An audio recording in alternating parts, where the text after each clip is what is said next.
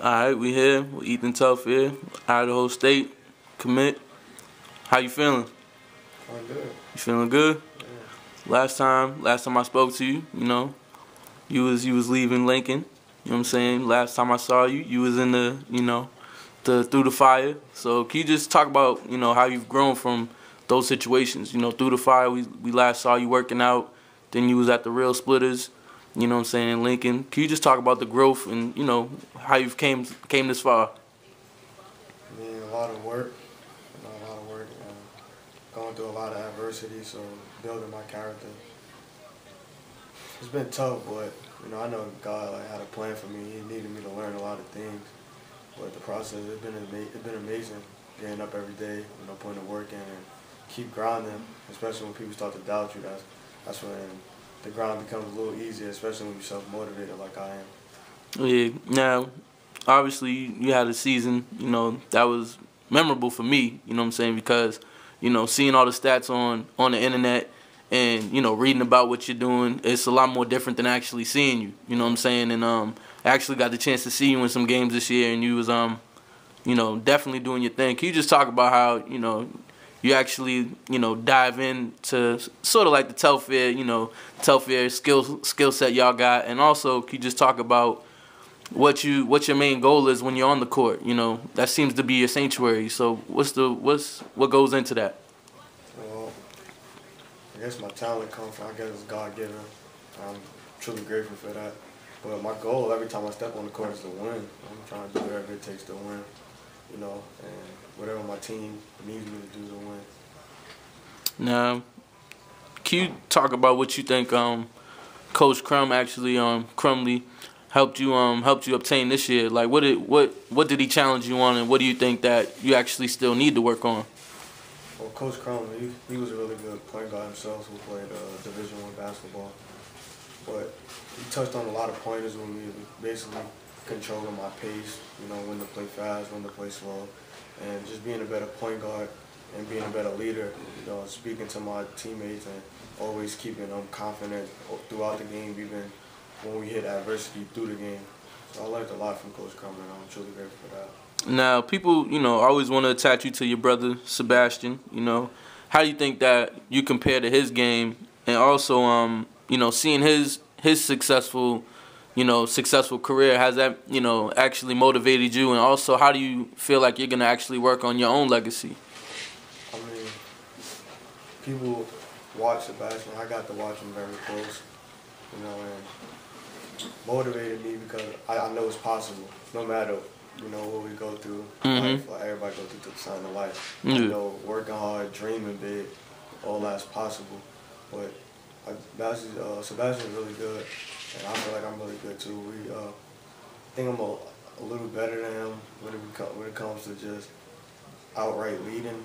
And I feel like I shoot the ball a lot better as well. I like to let my game speak for itself, but people ask me that question often because they compare me to my brother, and I'm never going to be able to get away from that because he's always going to be my brother. But we both just talented players, and we're blessed, and we just try to do our best to continue to work hard and continue to make the most from this game. In a one-on-one, who's winning it, and why? Me. I'm winning because I want it more. Okay. Now, your mother, she's been a big part of this, an inspiration, I'm pretty sure, to your whole family, to your brother and you. Can you just talk about what she means to you, especially on this Mother's Day, and also, just talk about the strong woman that she has to be in order to be, from where you all are from, and then where you are now. You got her in Oklahoma, y'all are making moves, so can you just talk about that? I love my mom with my heart and my soul. She is my world, and a lot of my decisions usually are based around her. When they tell me I shouldn't be doing that, it should be all about me. But I'm far from a me person, so it's hard for me to do that. But I really just try to do whatever it takes to make my mama proud and make her smile, because that makes me feel good.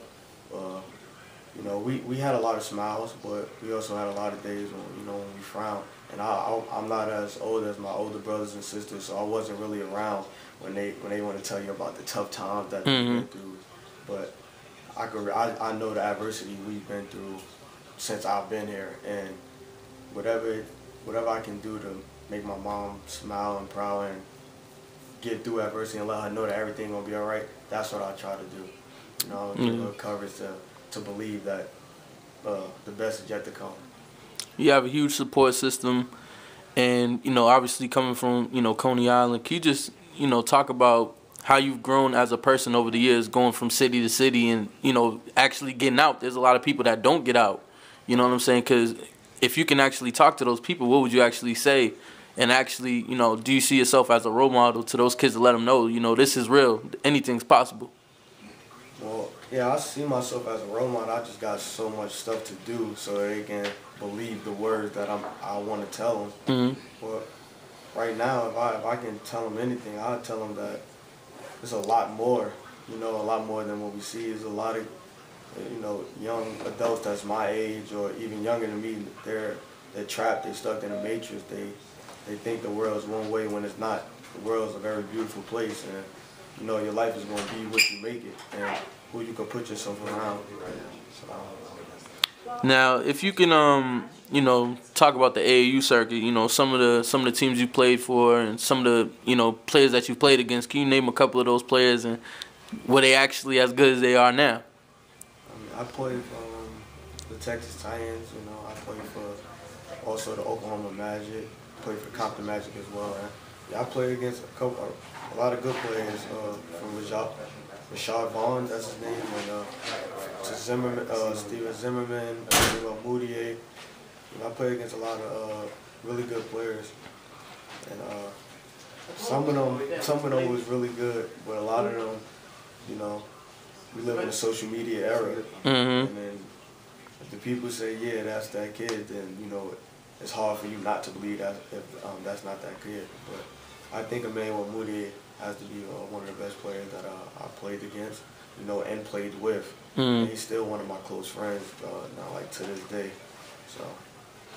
So who would you say is one of the toughest players that you played against, if you want to give them credit?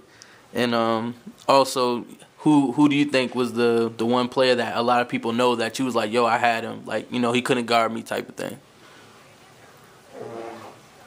I think Akil Carr is one of the best players that I played against. He's real shifty, but there's a lot of players that I played against and I ate.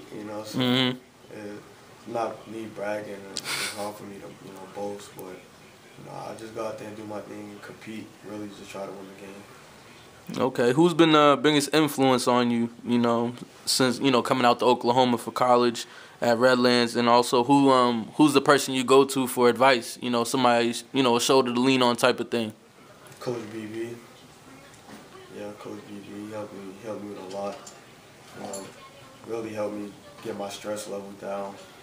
As a young kid, when I got here, I was thinking about so many things that I just couldn't control. And then it was hard for me to believe that I couldn't control these things. Like speaking to Coach BB and also speaking to Coach Lloyd, that they helped me understand that one day I'll be able to control a lot more things. So right now, while I'm in a situation I am, just live life and continue to worry about the things that you couldn't control, and just be the best person and player you can be, and everything else will take care of itself, because they know that the things I always talk about doing, it's in my heart to do it. I just got to continue to work for it. What do you think was the toughest thing you had to adjust to the college game, or did you feel like it came a little easy, or, you can keep it 100? This year, which was my sophomore year here at Redlands, I learned a lot, like you said, but the toughest thing was trying to deal with so many different personalities, on the team. And it's not that we're bad kids or bad people, because people look down at JUCO kids, but really a lot of them kids is trapped, like I said before. We don't think about the positive and what can happen if we stay in this little box, and we're afraid that it may not happen, so we act a certain way. We don't want to give in to, the team, or buying into the team, or buying into just winning. So that might have to be the toughest thing about playing in college this year, I have to say. But I know I got a lot better, understanding different schemes, I'm a really good pick and roll player, but once I understand what they were trying to take away from me from the pick and roll, I understand why I had to attack and get out and transition more. You know what I'm saying? Or play more pressure defense, because I'm a better player when I'm pressuring and I can turn people over and we can speed the game up. You know, so just sitting there with Coach Chrome and him breaking it down to me and watching film, I got a lot better. We didn't do that in high school. We're doing that in junior college, and I'm hoping Idaho State is even bigger than Redlands was. Yeah, exactly. Yeah, now, obviously, talking about Idaho State, what do you think is the one thing you need to work on to bring your game to that next level, you know? I think I need to get stronger. You know, I know a lot of guys out there strong and they're big, but I think I got what I need. I'm equipped what I need to be successful. Now if I just build a solid foundation with my body, I'll be able to compete, but not only compete, but dominate, you know. But we'll see, because I'm ready to put the work in, and that's what I do. Okay, you spoke about, you know, Idaho State, obviously. What were some of the other schools that were trying to recruit you, and why did you pick Idaho State over those? I was getting recruited by the University of Illinois, Chicago, Manhattan, Utah State, Fresno State, but I chose Idaho State, and I chose Idaho State because of the relationship with Bill Evans, and I believe in that guy. And you know, you have to believe in your coach. It will be hard for you if you don't trust your coach and he don't trust you. You know, that's why I chose Idaho State over all them other schools. Okay, have you obviously you said you really trust and believe in him. Have you talked to any of the other players that are on the team now, or have they reached out to you like, what's up, you know? Yeah, I have spoken to them, and they seem like a really nice group, and they're really good too. Everyone is just ready to win, you know, and I'm ready to win. I don't want to go anywhere and be losing, because that'll make your life miserable. Yeah. But they all seem cool, but they told me what I felt when I spoke to Coach Evans. They told me Coach Evans is a real reliable guy, and you know, he'll fight for you and he'll be there if you need him. And that's what I wanted to hear. And when they told me that made me even more comfortable with signing with Idaho State. All right. Obviously, I'm pretty sure you're a big game of the NBA. I mean, big fan of the NBA game. Can you talk about some point guards that you watch and you know, try to look after and try to mimic your game a little bit, or you know, take a little bit from them and take a little bit from this dude? You know what I'm saying? Right. I watch a lot of Chris Paul, and a lot of Kyrie Irving as well. But my favorite point guard is Russell Westbrook. I just like his aggression. You know, he plays with a lot of passion. He's going hard. He's not on the court just, you know, going through the motion. He out there giving every part of his body, every minute, you know, every second. He's going hard, and that's what I want to get to, you know. But I know he works hard, and I know he's in top shape to do that. And that's what I want to get to. What would you say is the best part of your game? Obviously, you're a good, you know, facilitator and stuff like that. Do you think that's the main thing, or could it be, you know, the leadership now that you've built over the year, or you know, is there anything that crept up on you, like, you know what, I'm actually really good at this instead of what I really thought, or whatever? Creating. I can create. I think that's the best part of my game. I can do offensively. I'm talking about. I can do what we need to get done. If I need to get by my man, get to the rim, I can do that. If I need to use the screen and roll for the roll man or the throwback man, or drop the paint and read the defense and kick it to the open man, I can do that. Or if you go under screens, I can also, you know, hit that shot. I can create. You know, you have to respect me as a basketball player. You can't, you know, try to play off me. You can't try to pressure me too much. I can do what I need to do to create for my team. And then defensively, you know, I'm small, so people trying to, you know, push me up or bully me, but I'm a lot stronger than what people think I am. And I like the pressure, so I can get under guys and probably pick them or something and get out and run, get in transition. Okay, so recently, you know, you was training with Mr. Cook, you know, from Duke. He just coming off a championship. Can you just talk about that experience and how that experience actually, you know, presented itself, and who else you're going to be trying to train with this offseason? It was a blessing, you know, like, to meet Quinn Cook. He taught me a lot in the little weekend, the short weekend he was here. He was working out with, his name is Devontae. It's Kevin Durant's friend, trainer. And we went hard that weekend, but from what I learned from Quinn Cook, he said you gotta do whatever it takes. You know, he just won a championship. He was in the final. I was watching him. You know, I was out there watching him, and he did all the little things that we don't even pay attention to. Ball on the floor, he dove for it. You know what I'm saying? There's a long rebound. He's the first guard chasing it. You know, he knocked down the big shots. So when he's telling me all these things, and he's working out with me, and he's watching me play, and he's saying, yo, you capable of doing all these things, that just makes me further believe, like, you know, I can do them things, and it's my time now. You know, he's going up to the draft, and probably gonna play in the NBA. So he's ready. Going to Idaho State, does Coach Evans have any expectations for you? What what was that conversation like? You know what I'm saying? Win games. We're gonna get to the tournament. Win games and go to the tournament. That's the expectations. Yeah. Okay. All right. They haven't been in the tournament, I think, in 10 years. You know, and I would really love to bring them to the tournament. You know, or help the Bengals get to the tournament. Now, what expectations do you have for yourself next year? You know, going to D1 now, and also, you know, what are you willing to do to achieve those goals? I know you talked a little bit about what, you know, Quinn said to you. You got to work hard, and you know, the work ethic, and you know, just grind out there. So, what exactly do you feel like you need to do for next season going into Idaho State? Show my growth as a person and as a basketball player. Because I'm not going to Idaho State as a freshman. I'm going in as a junior. So I'm trying to go in there and be a leader from day one. You know, and I'm trying to make every game count. I don't want to take any plays off. And even days where it's not game day, I don't want to take a day off. You know, I want to be in the gym. So my expectations for myself next year is, you know, show the world what actually Ethan Telfair can do. I want it to be about me, though. I don't want anybody to bring anything up about nothing. Yeah. I just want them to understand and know Ethan Telfair. And I promise they'll fall in love with the person I am. Now, to the people that don't know you, you know, describe to them, you know, who Ethan Telfair is. You know what I'm saying? Because a lot of people out there, they see you, you know what I'm saying, but they don't know what you're really about, and they really don't understand you as a person. Well, I'm a basketball junkie. I love the game. I love the game of basketball, but I'm cool, laid back, but I can also get going when it's time because I get pumped about things that I'm passionate about. I'm a real ambitious, motivated person, you know, but I'm really intelligent. I like to observe things and, you know my surroundings and know what's going on, you know, and make the best decision, whatever that decision may be. Anything that's going on, you know. Yeah.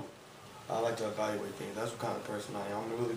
I'm a cool person. I just wish people try to get to know me before they, you know, say things about me. They're judging the book by the cover. Yes. Yeah. So, what has been the biggest obstacle you've had to face in your life or in your career? You know, that adversity that, you know, you was like, Mom, I really need to talk to you. You know, I really need you on this one. You know, what's something that obstacle that you went through? Because a lot of people, you know, they look at you and they're like, man, his brother's in the league, you know, he had it easy type of thing. And, you know what I'm saying, people don't understand. Question for me. Well, I mean, that was it. That was it? That's the toughest thing. That's the toughest thing? Being a Telfair, honestly. So you just automatically just felt the pressure off rip? It's not the pressure, it's not necessarily the pressure, it's the stigma that, you know, people just label on you, on the things that people say about not give you a fair chance because they know who Sebastian is, you know. Because they know Sebastian, they know Ethan. Yeah. Now, what would you say that you know, learned about media? You know what I'm saying? Obviously, you had your situation that you grew from and everything like that. But what would you say about the media? It seems like, you know, as soon as the Telfair is out there, they want to jump on y'all. And I don't understand why. You know what I'm saying? Y'all are great people. But it's like, as soon as that happens, it's like they're ready to jump on a situation. Like, do you feel like the media is, like, always trying to attack and they're not trying to understand, or, you know? I don't think the media is always trying to attack. I just feel like I need to give them something to talk about. Because that's all they're looking for is something to talk about. something positive though. That's what I want to do. I want to give them something positive to talk about, you know. But my family, being who my family is, when something happens, of course they're gonna talk about it. You know, if I go get 30, of course they're gonna talk about it. You know, they want to talk about it. It's not like they just want to say bad things about me. They just don't know what good to say because they don't know me yet. And I just hope that they give me a fair chance. But I know they will. It's coming. What part in your success has God played in this? Because it's, you know, because you know what I'm saying, because like a lot of people because a lot of people don't like to, you know, put out their faith and stuff like that, or they try to keep it on the low. But you've been out there like, thank you God for this, thank you God for that. Talk about, you know, the blessings that He's given you, and also how you've grown through the situation with God.